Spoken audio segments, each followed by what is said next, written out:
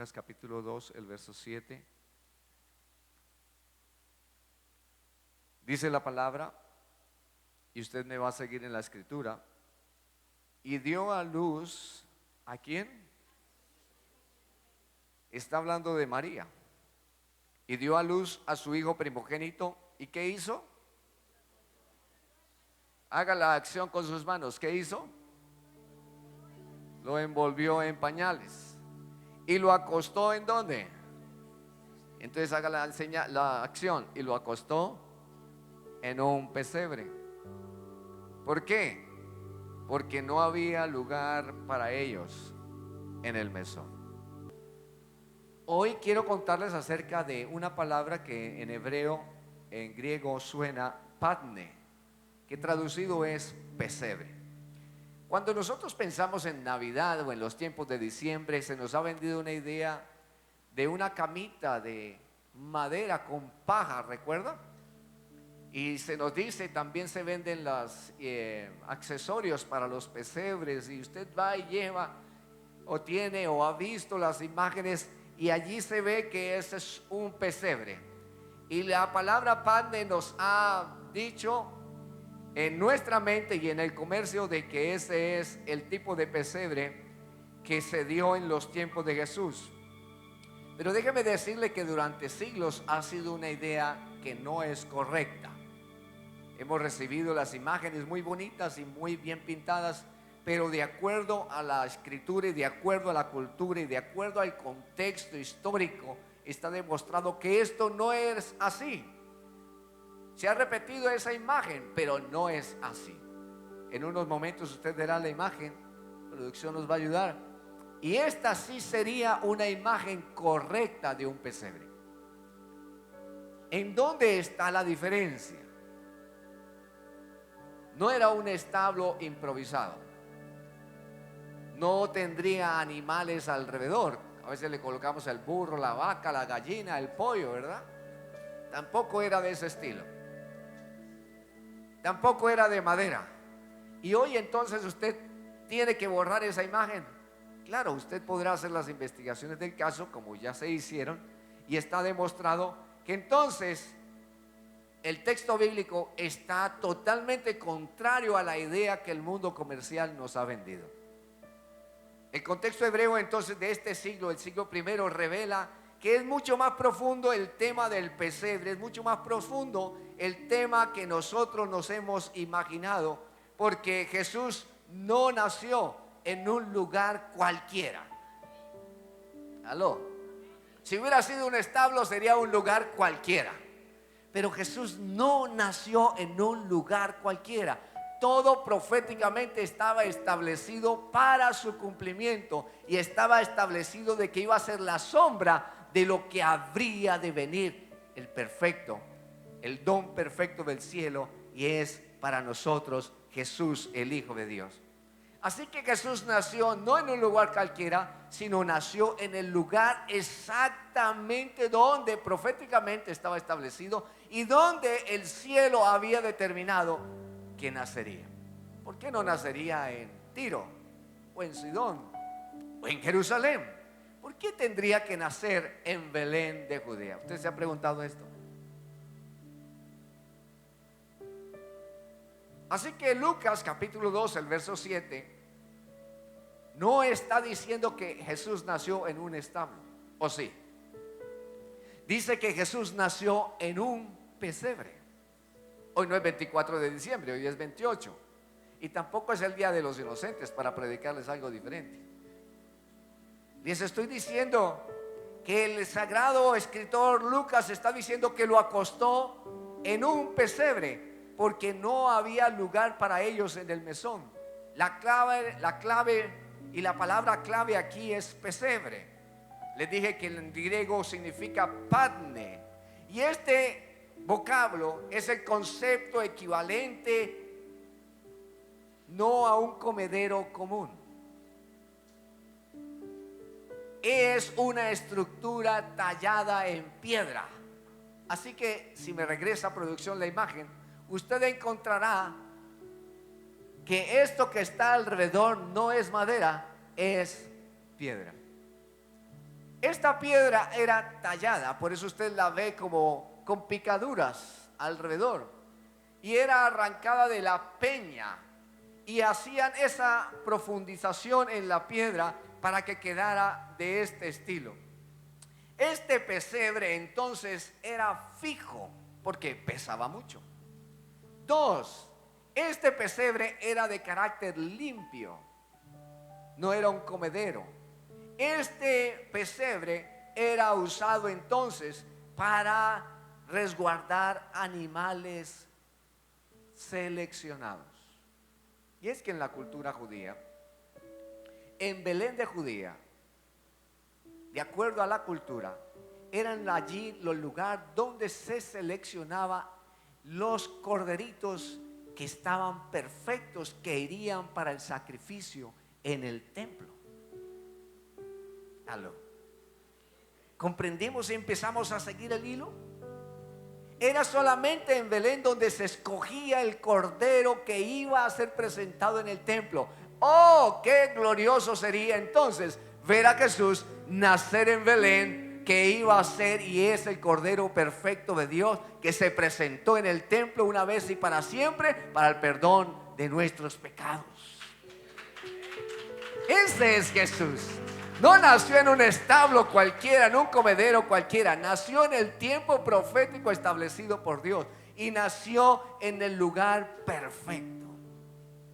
Era cumplimiento de la sombra que ejecutaban los pastores allí, y ahora se cumplía en Jesús, el Hijo de Dios.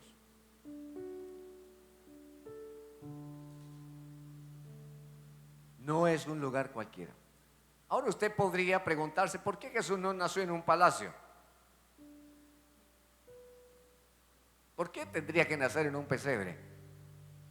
Además de lo proféticamente establecido, y está en todos los profetas menores y mayores, en los salmos, usted encontrará que Jesús nació siendo el gran Dios, Rey de reyes y Señor de señores. Dice la Escritura que dejó su gloria y vino y se hizo hombre, para que tú y yo seamos entendidos, seamos comprendidos.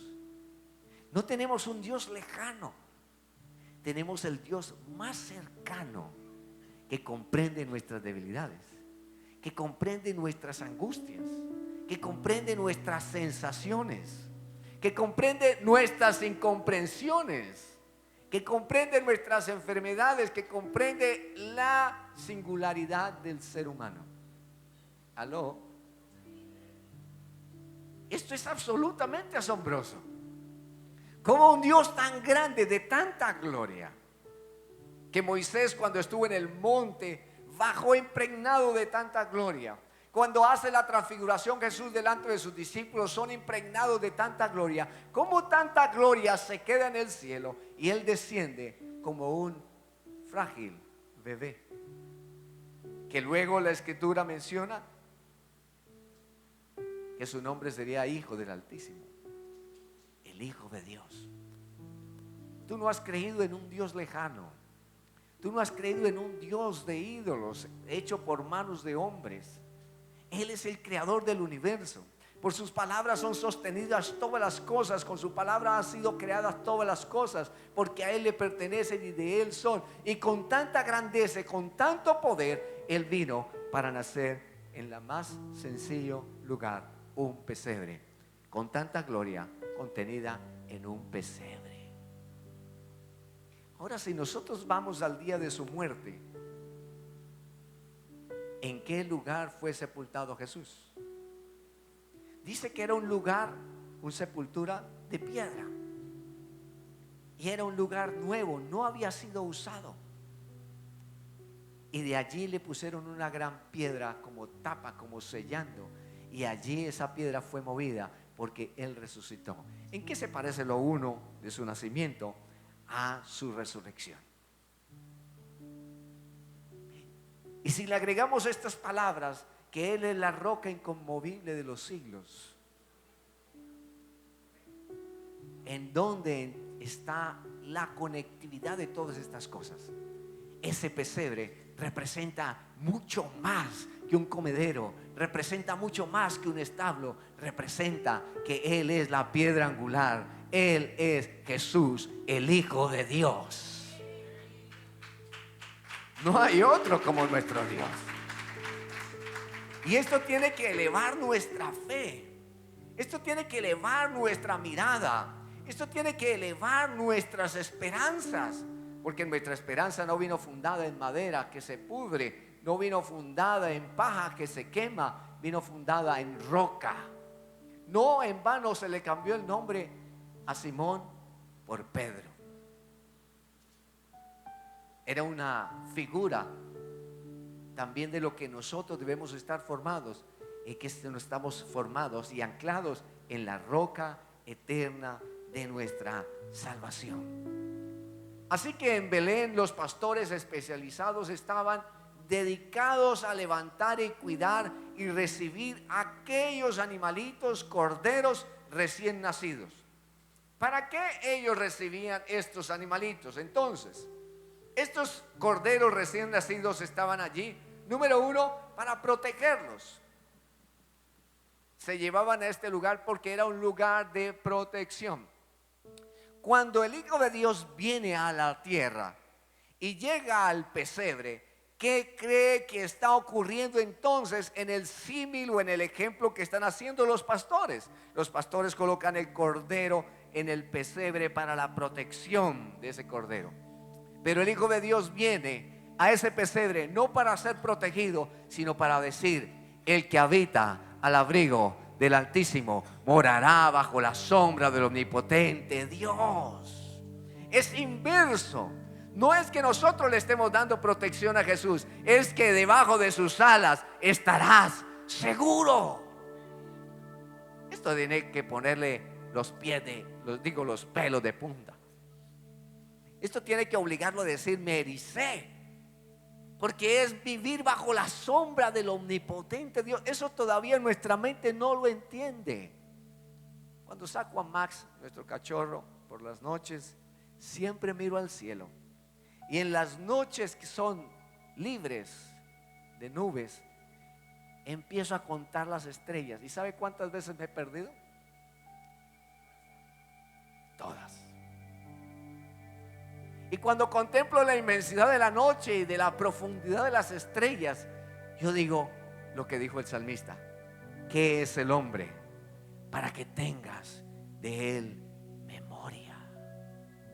Nuestro Dios es absolutamente asombroso. Nuestro Dios es inconmensurable.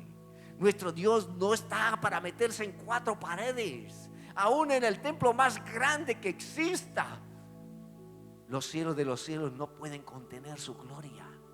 Y aún con todo y eso, vino a un pesebre para protegerte a ti, para protegerme a mí. Porque aunque ande en valle de sombra de muerte, no temeré mal alguno, pues tú estarás conmigo. Ese es el Dios el que me ama. Ese es el Dios que dejó su gloria y vino a habitar en un pesebre para mí, para ti, para tu familia. ¿Y qué tal si nuestra ciudad se enterara de que Él es el protector de esta ciudad, la ciudad de Dios? ¿Y qué tal si cada familia viviera bajo el amparo del omnipotente Dios? ¿Y qué tal si nuestras calles fueran gobernadas por ese omnipotente Dios? Nuestras ciudades y sociedades y país sería distinto. Nuestro mundo sería distinto. Pero tú tienes que creer y tienes que vivir la protección de Dios en tu vida. Porque cuando tú la sientes, la has vivido, tu mentalidad, tu vida, tus pasos, tu fe es diferente. Y estás en la capacidad de decirle al mundo: Él es mi protector. Juan el apóstol predicaba y predicaba el evangelio y le dijeron: bueno, te vamos a callar. Y enviaron a calentar suficiente aceite donde lo iban a sumergir para que te callara. Y lo hicieron entrar por una tabla para que él saltara dentro de la olla hirviendo de aceite. Juan nunca retrocedió. Siguió predicando y cada paso que él daba se acercaba a su propia muerte. Imagine el calor, imagine la fuerza del aceite, imagine todo esto que le está esperando. Pero él dio un paso de fe y se metió en el aceite. ¿Sabe qué ocurrió? ¿Qué dice la historia? Que este aceite nada le hizo.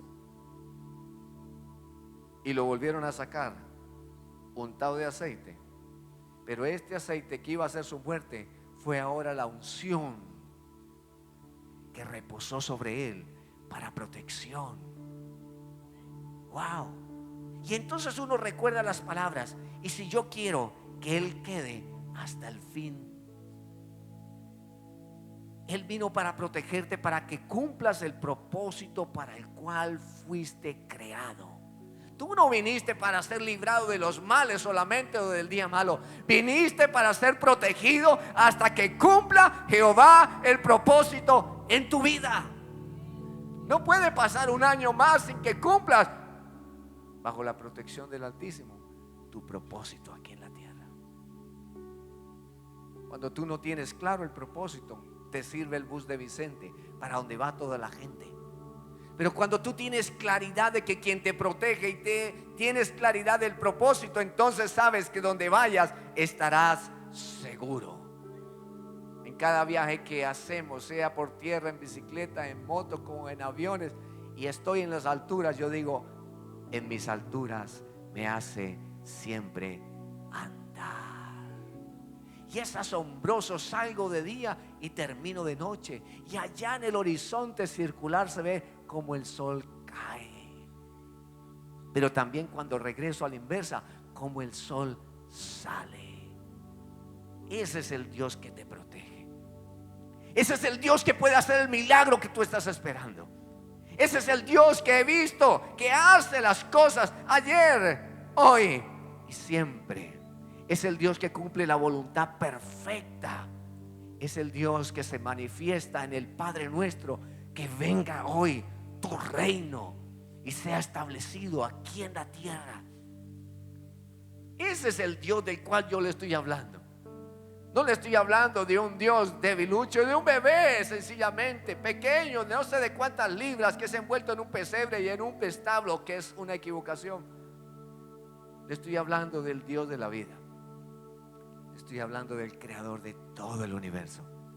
Le estoy hablando de que su nombre es Jesús, el Hijo de Dios viviente.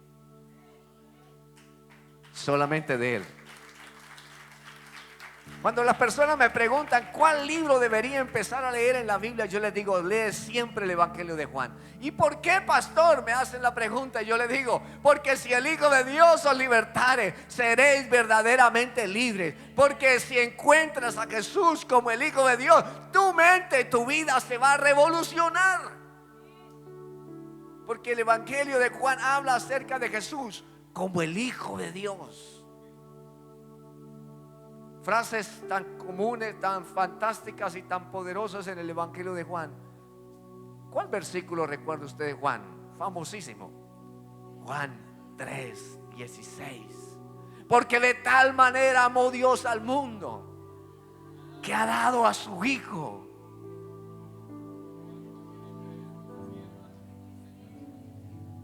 No se pierda, mas tenga vida eterna. Porque Él dijo que su protección no solamente es para esta tierra y para los términos naturales de nuestro tiempo, porque Él te guiará aún más allá de la misma muerte. Esto es fantástico. No sé si usted se ha puesto a pensar un momento: ¿qué va a pasar después de que yo muera? Muchos hablan de que han visto una luz al final del túnel. ¿Sí ha escuchado eso? Otros han escuchado que los succionan. Otros han escuchado voces y lloros terribles. Bueno, usted va entendiendo cuál es el destino de cada quien. Otros han sentido una paz increíble. Otros han visto que ángeles vienen y rodean el lugar y se llevan las vidas. Otros ven que se van alejando y ellos se ven allá bajo su cuerpo y que ellos van saliendo. Bueno, todas esas ideas son correctas y van a ocurrir. Pero ¿sabe quién te guiará al más allá? No es el pescador barquero. No son las mitologías egipcias o griegas o romanas, es el mismo, el que guarda tu alma. Oh, no, usted no entendió. Él guardará tu alma. Aunque tu cuerpo se quede aquí, Él guardará tu alma, tu esencia. Él te guardará aquí en estos días, 80, 90, 100 los que te quiera dar en esta tierra, pero también te guardará para Él por la eternidad. ¡Aleluya! Para esto vino Jesús, para eso nació en un pesebre, para protegerte. Y como si eso fuera poco, el pastor también hacía una inspección ocular y muy minuciosa del cordero. Así que tomaba el cordero recién nacido, lo envolvía en unos pañales especiales, lo colocaba en el pesebre y lo inspeccionaba detenidamente. El padre aceptaría solamente el sacrificio perfecto. La ley decía que el cordero debía ser perfecto, sin mancha.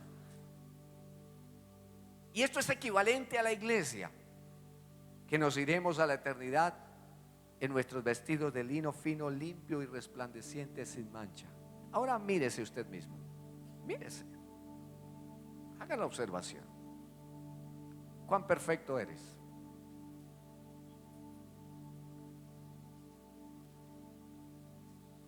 Y si somos honestos y le permitimos a la voz del Espíritu Santo que nos haga una inspección, nos daría susto. Y solo gracias al Cordero perfecto es que somos perfectos. Wow.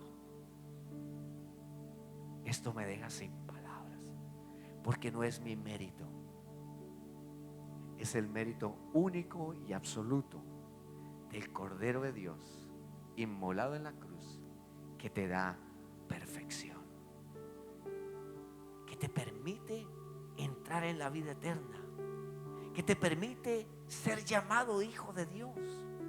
¿Para qué sería inspeccionado el Cordero de Dios? Para ser hallado perfecto, fiel. Porque aquel rey se leyó con el dedo que escribió: Mene, mene, tekel, uparsin. Pesado ha sido y ha sido hallado falto. Pero cuando somos hallados en Él, entonces somos hallados perfectos, fieles. Porque aun cuando fuimos infieles, Él permanece fiel. Wow. Esto me ha costado muchas lágrimas en silencio, de que sin merecerlo, su gracia infinita es para todo aquel que cree. Tan sencillo un evangelio. Es el evangelio más sencillo que yo he visto. Si usted quiere ir a la universidad, ¿cuántos requerimientos tiene? Si usted quiere salir adelante, ¿cuántos requerimientos tiene? Si usted quiere entrar a una empresa, ¿cuántos requerimientos tiene? Y todo eso es vano. Todo eso se quedará aquí. Pero si usted quiere entrar al reino de los cielos, solamente tienes que creer y aceptar que Jesucristo es el Cordero perfecto, que fue examinado para que tú tuvieras derecho a la vida eterna.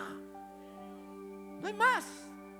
Me preguntan: pastor, ¿y qué tengo que hacer? Cree. Se dice en la Escritura: cree en el Señor Jesucristo y serás salvo. No solamente tú y tu casa. Esto es glorioso. El Cordero vino para ser inspeccionado, para que haya esperanza para nuestro porvenir.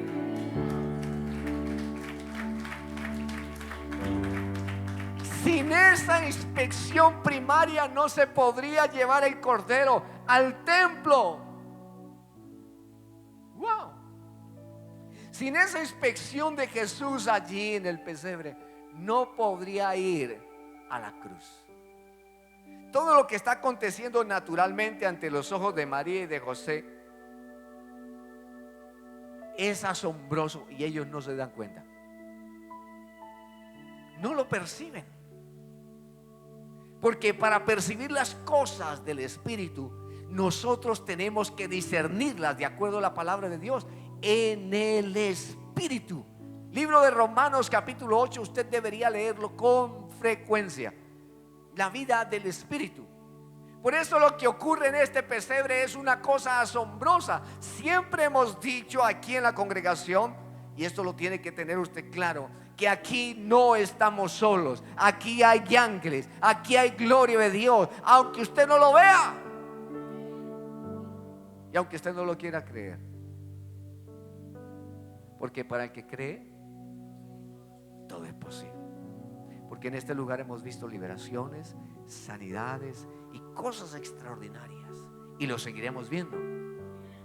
Por eso cuando tú llegas a este lugar tienes que ser entendido, como el libro de Daniel, insisto, tienes que ser entendido en los tiempos, porque en cualquier momento se agitan las aguas, en cualquier momento sale una palabra rema para tu vida, en cualquier momento puede decirte el Señor qué quieres que te haga, en cualquier momento ese niño que ya vino más de 2000 años puede hacer lo inalcanzable para el hombre en la tierra.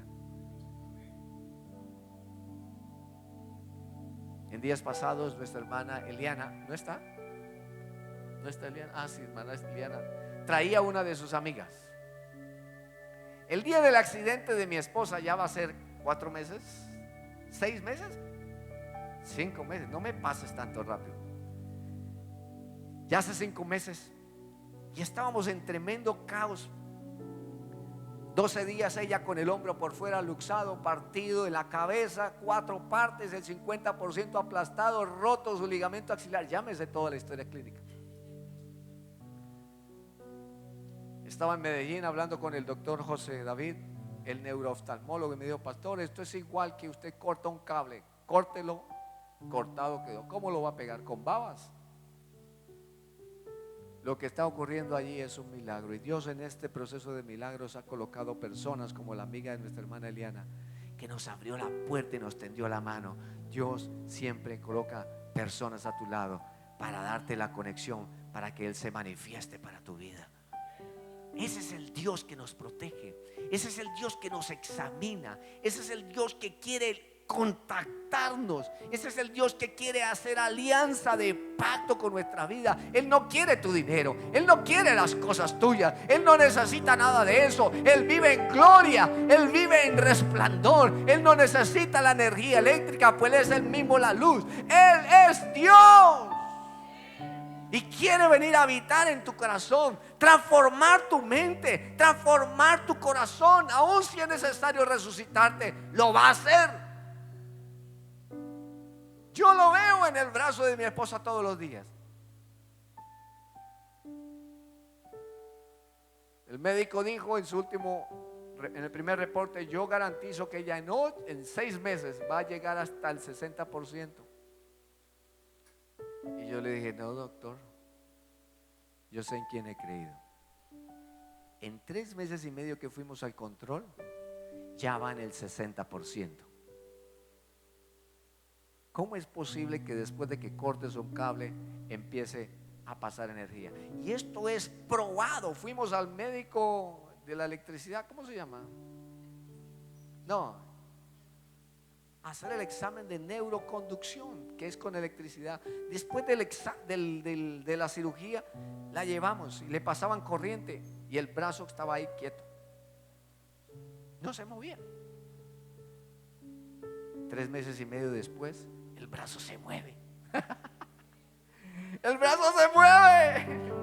Ustedes no entienden muchos, pero yo sí lo entiendo. ¿Qué quiere decir? Que las células, según me explicaba el médico, se volvieron a reproducir. Y él dice: científicamente no es posible, pastor Daniel, la célula que es cortada, que se muere, que se desliga, muerta quedó. No hay reproducción a no ser que sea milagroso. Lázaro resucitó, resucitará todo lo que ella necesita. Tu vida igual puede ocurrir. ¿Qué necesitas? Solo creer. Solo creer que Él va a hacerlo de nuevo. Solo creer que Él vino para ser examinado y pasar la prueba, para que tú pasaras la prueba. Él fue examinado para ser presentado. Entonces ese corderito se tomaba se aseguraban de que fuera sin defecto alguno. Y entonces en Belén de Judea, donde se criaban estos corderos destinados al sacrificio del templo, no era cualquier oveja, eran corderos sin mancha, sin defecto, perfectos. Entonces serían trasladados al templo. Estuve en Brasil, en el templo de Salomón, y allí en el templo de Salomón hay un gran museo, podríamos llamarlo, sí, un parque museo de el templo de la carpa del tabernáculo, y es en vivo. Hay personas que hacen exactamente todo esto. Y hubo un momento en el cual el sacerdote toma el cordero, que es un animalito, no se mueve, es una réplica de un corderito, y él me lo trae. Viene caminando el sacerdote con todas el pectoral y todas las vestimentas, y me lo presenta, y entonces me lo extiende. Y cuando él me lo extiende, yo debo recibirlo. Y entonces yo lo recibí, y ¿sabe cómo me sentí? Como el profeta Isaías: ay, inmundo de mí. Y era solamente un acto simbólico, histórico, pero me sentí inmundo. Y el sacerdote me dijo: confiesa tus pecados. Se me hizo un nudo en la garganta, y tuve que llorar delante de esa persona, poniendo mis manos sobre el sacerdote, sobre el cordero, confesando mis pecados. Ahora imagínenles el evento natural y real: Jesucristo en la cruz del Calvario, recibiendo cada uno de nuestros pecados para perdón de nuestras vidas. Oh, qué tremendo sentido de paz sentí al terminar de vaciar mi corazón, de vaciar mi alma, de sentirme ahora libre. ¿Por qué? Porque el cordero perfecto había sido puesto en el pesebre, sin defecto, sin mancha, para que tú y yo tengamos una vez más relacionamiento con el Padre Celestial. Esto es glorioso.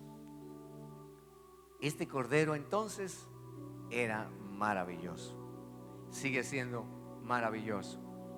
Entonces también los pastores hacían otro elemento.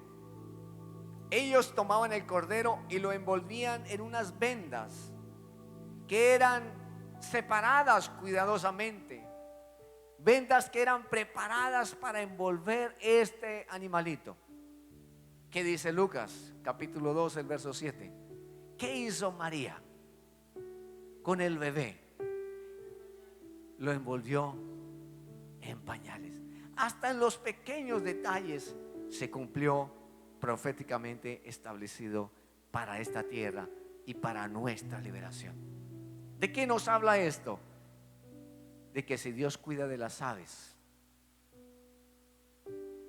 también cuidará de ti. Los pequeños detalles. Dios no se olvida de nuestros pequeños detalles. Dios no se olvida. Dios tiene en cuenta cuántos cabellos, así ya no los tengas en tu cabeza, tienes. ¿Cuántos se caen?